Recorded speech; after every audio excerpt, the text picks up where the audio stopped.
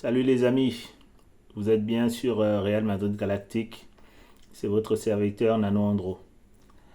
Alors, débrief du match Real Madrid-Gérone. Donc effectivement, le match avait lieu aujourd'hui à 16h15 à Bernabeu. Voilà, un match qui fait suite au match de Champions League. On a un peu ressenti dans le jeu de l'équipe qu'il y avait quand même un peu de fatigue, globalement, je dois dire. Voilà. J'ai trouvé les joueurs un peu fatigués.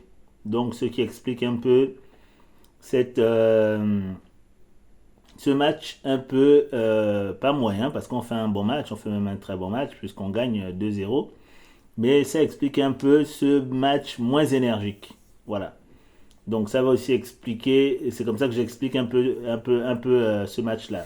Alors, on gagne le match 2-0 face à un adversaire, comme je vous l'ai dit dans l'avant-match, qui est en grande difficulté. C'est un adversaire qui ne gagne plus depuis plusieurs matchs. Donc voilà, qui est sur, là c'est la troisième défaite d'affilée maintenant, hein, avec le match d'aujourd'hui. Voilà, et pourtant c'est une très belle équipe de Gérone, hein, qui a fait un beau parcours l'année dernière, qui a fini parmi les quatre premiers et qui s'est qualifié pour la Champions League. Mais cette année, ils ont vraiment beaucoup de mal. Donc nous, on les affrontait avec le plein de confiance par rapport au match de Champions League. Et puis, j'ai trouvé que nous avons manqué d'énergie. Mais c'est normal parce que l'équipe est fatiguée, on enchaîne les matchs et on joue beaucoup en ce moment. Voilà. Et donc la première mi-temps était plutôt calme, plutôt assez calme, maîtrisée par Madrid, ça y a pas à dire. On a eu quelques occasions. Eux aussi, ils ont eu quelques occasions, mais rien de vraiment bien sérieux. Alors, ils ont même été plus dangereux que nous, j'ai envie de vous dire, sur les occasions qu'ils ont eues. Eux, ils ont eu peut-être eu une ou deux occasions, mais c'était des occasions qui étaient quand même assez franches, comparées à nos occasions où on en a eu aussi, hein, deux ou trois, mais c'était moins dangereux. Voilà, des occasions moins dangereuses.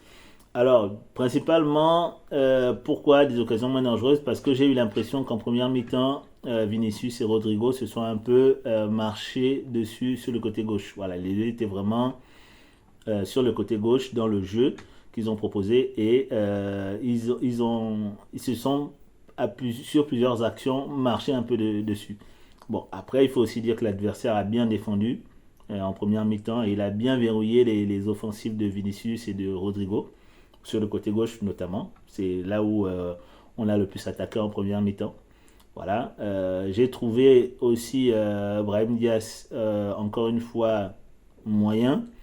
Il fait un match correct, mais dans l'envie qu'il propose, dans le jeu qu'il propose, j'ai trouvé que c'était quand même assez moyen. J'ai pas vu de cassage de rein comme il sait le faire. J'ai pas vu de débordement comme il a l'habitude de le faire. Voilà, donc effectivement, ce qui est bien quand même, c'est que Carlo Ancelotti lui a donné beaucoup de temps de jeu. Il a quand même joué du début du match jusqu'à la 65e, 70e, si je ne dis pas de bêtises. C'est là à peu près dans cette période-là qu'il est sorti entre la 65e et la 70e. Donc c'est bien, il a quand même fait un match assez long. Il manquait de temps de jeu, hein. Je pense que c'est ce qui fait qu'il fait des matchs un peu comme ça. C'est parce que il ne débute pas tous les matchs en fait. Et comme il ne débute pas tous les matchs, donc il manque un peu de peps. Mais quand il rentre en mode remplaçant et aussi quand les matchs ont des enjeux beaucoup plus importants, je trouve il est meilleur. Mais bon, c'est comme ça. La concurrence est féroce en ce moment dans l'effectif. Voilà, à son poste, il a juste Rodrigo, quoi, parce que c'est clairement la doublure de Rodrigo. Voilà, Rodrigo qui est là, qui est lié droit. C'est quand même compliqué. Donc, un coup il remplace Rodrigo, un coup il remplace. Là, c'était Bellingham, puisque suspendu. Voilà, donc suite au carton rouge qu'il a pris. D'ailleurs, je me suis même pas renseigné voir si c'était plutôt juste un match ou si c'était plutôt plusieurs matchs. Bon, de toute façon, on verra bien au prochain match s'il est dans l'effectif ou pas. On aura l'info, je pourrais aussi aller regarder. Voilà. Donc j'ai trouvé quand même la première mi-temps correcte, mais pas foufou, pas folle quoi. Voilà, pas folle. J'ai trouvé que on a encore repris notre petit jeu en entonnoir là sur les côtés, on revient dans l'axe, sur les côtés, on revient dans l'axe. Voilà. Mais une première mi-temps où il y a eu de belles choses. On peut pas dire qu'elle était nulle, non. Mais ça a quand même manqué un peu plus d'occasions. Mais c'est normal. On a joué. mercredi en Champions League. On a eu jeudi, vendredi et samedi pour se reposer et aussi pour préparer le match d'aujourd'hui. Donc je peux comprendre que les joueurs étaient un peu fatigués. Voilà. Alors, c'est bien, Carlo Ancelotti a laissé Valverde se reposer, sauf si j'ai raté une blessure de sa part, mais je ne crois pas. Donc il l'a laissé se reposer, Valverde s'est reposé et c'est très bien. Il a aussi sorti Rodrigo un peu plus tôt, donc Rodrigo va encore se reposer parce qu'on aura besoin de lui, on aura besoin de sa forme pour les échéances à venir. Parce que comme vous le savez, le match contre l'Atlético de Madrid, pardon, va arriver très vite. C'est le 4 mars, voilà. Aujourd'hui, on est le 23, si je ne dis pas de bêtises, le 23 février. Et donc, ça va arriver très vite, hein, très très très vite. Donc, il faut vraiment reposer les corps, les organismes, et puis être au top pour affronter ces matchs-là. Donc, voilà. Le but de Modric, super but. Balle qui revient, poitrine, contrôle, frappe, magnifique. Voilà, le gardien ne peut rien faire. Lucas, c'est juste énorme ce que l'ancien arrive encore à faire. Voilà, quoi, Modric est de 85, donc il a 40 ans. Bientôt 40, oui, 40 ans ou 41 ans bientôt, 40 ans je crois, ou 38, 39 ans encore, mais bientôt 40 ans. En tout cas, il aura 40 ans en 2025, ça c'est sûr. Voilà, c'est vraiment fantastique ce qu'il fait. Alors, Carlo Ancelotti le ménage beaucoup. Je ne sais pas si chez lui, il y a une certaine forme de frustration, mais je pense qu'il est réaliste aussi. Il comprend qu'il ne peut plus enchaîner les matchs comme quand il était plus jeune. Donc, c'est bien, je trouve que Carlo Ancelotti gère bien l'effectif cette année, cette saison, en tout cas, notamment ceux qui ont un certain âge. Voilà, joli but de l'ancien, voilà. Bon retour aussi d'Alaba qui fait une bonne reprise, qui fait un match sérieux et qui nous a beaucoup aidé en défense. Voilà. Donc, la composition du match de l'équipe était intéressante. Voilà. Je ne m'y attendais pas. Moi, je voyais plutôt Valverde encore en ailier gauche, latéral gauche, pardon, mais il l'a mis au repos, donc c'est bien. Et puis, on a eu le retour de Lucas Vazquez. Donc, voilà, le mec, il a repris, il a enchaîné direct, quasiment tout le match, il a joué. Hein. Voilà, 90 minutes, alors qu'il revient de blessure. Donc, ça veut dire qu'il est dans une forme époustouflante. Il a fait un bon match. Il y a juste une action où il a un peu merdé, l'action sur Aspria. Aspria, le joueur de Gérone qui est rentré là. Non, Brian Hill, qu'est-ce que je raconte? C'est pas Aspria, c'est Brian Hill. Voilà, et il lui met un tacle, oui, pour l'arrêter, hein, c'était pas un tacle méchant, mais il le rate et Brian Hill fonce vers le but. Chouameni qui revient couvrir. Donc voilà, c'est la seule action que j'ai notée où Vasquez n'était pas vraiment, vraiment au top défensivement, mais sinon il a fait un grand match pour son retour et il nous a été très, très, très précieux. Voilà. Euh, donc ensuite, donc Ceballos aussi a été laissé au repos. Voilà, c'est une bonne chose. Il s'est bien reposé, il est rentré en fin de match. Il a été bon aussi dans ce qu'il a proposé sur la fin de match. Bon, on ne peut pas trop juger sa prestation parce qu'il n'a pas fait les 90 minutes. En tout cas, il n'est pas là depuis le début. Il n'était pas depuis le début du match sur le terrain comme les autres. Mais je trouve que c'est bien que Carlo Ancelotti les laisse se reposer, notamment Valverde et Ceballos parce qu'ils ont beaucoup joué aussi ces derniers temps. Voilà. Je trouve que c'est top. Voilà. Ensuite, bon, bah, l'opposition de Riron était bonne. Hein. Ils ont bien joué. Ils nous ont posé pas mal de problèmes. En deuxième mi-temps, on a été meilleur qu'en première. On a proposé un jeu plus direct. Donc ça a aussi été la cause. Mais je pense que la raison principale qui fait qu'on a fait une meilleure deuxième mi-temps, c'est parce que Rodrigo a été repositionné sur le côté droit. Et ça nous a permis de mieux jouer, donc d'éviter que Vinicius soit encombré sur le couloir par Rodrigo. Donc il a pu prendre le couloir plus facilement et faire du Vini, quoi. C'est-à-dire que aller au 1 contre 1 ou au 1 contre 2, dribbler et faire les passes qu'il faut. Voilà. Donc ça, c'était vraiment très, très, très positif. Malheureusement, mais on va dire que c'est du fait de la fatigue, mais on a encore retrouvé quelques déchets à la finition. Voilà. Mbappé qui est sur la place de Modric en fin de match, où il peut mettre aussi son but et donc on peut gagner 3-0. Bah, il frappe, hein, il gère bien l'action. Maintenant, la finition, il frappe sur le gardien, quoi. Je pensais qu'il y avait moyen de croiser un peu plus. Voilà, surtout qu'il frappe pied droit. Il est sur son pied droit, son bon pied. Donc voilà, je pense qu'il y avait moyen euh, de finir un peu mieux. Voilà, Vinicius aussi a eu quelques occasions qui n'a pas très bien fini. C'est dommage, mais bon, c'est comme ça. Et puis, Rodrigo, pareil aussi, il a eu quelques déchets. Voilà.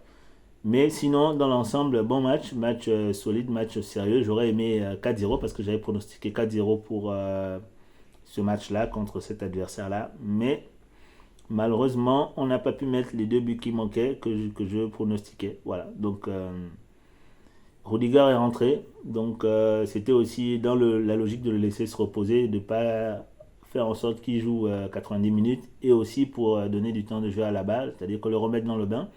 Maintenant, on va voir quelles conséquences ça va avoir sur le temps de jeu de Asensio.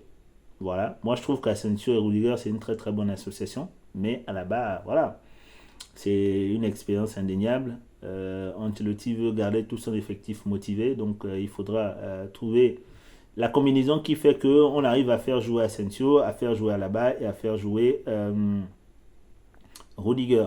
Alors je ne suis pas inquiet parce que je pense que Carlo Ancelotti est un entraîneur intelligent, c'est un entraîneur qui a de l'expérience et donc c'est un entraîneur qui sait réellement gérer des effectifs. Donc ça c'est même plus à prouver. Donc il va trouver le, le, le, le, la formule pour les faire jouer les trois et je pense que ce sera bénéfique parce que ça permettra aux organismes de se reposer et donc ça nous permettra aussi d'enchaîner les matchs de manière plus frais et de manière plus sérieuse. Voilà. Donc, donc le classement n'a pas changé. Barcelone premier parce qu'ils ont gagné leur match. Je pensais que Las Palmas allait faire un petit coup, un petit micmac, mais finalement non. Las Palmas n'a pas fait un mauvais match. J'ai pas suivi le match en entier. J'ai regardé quelques passages, quelques extraits. Voilà, Las Palmas n'a pas mal joué, mais voilà, ils n'ont pas su être aussi efficaces que je pensais qu'ils pourraient l'être pour au moins accrocher le match nul, pas forcément gagner. Bon, après, s'ils gagnaient, je n'allais pas être triste, hein. Voilà, j'allais être content. Mais bon, finalement, ils n'ont pas pu, ils n'ont pas pu accrocher le match nul. Ils ont perdu 2-0, si je ne dis pas de bêtises. C'est le jeu, c'est le foot, c'est comme ça.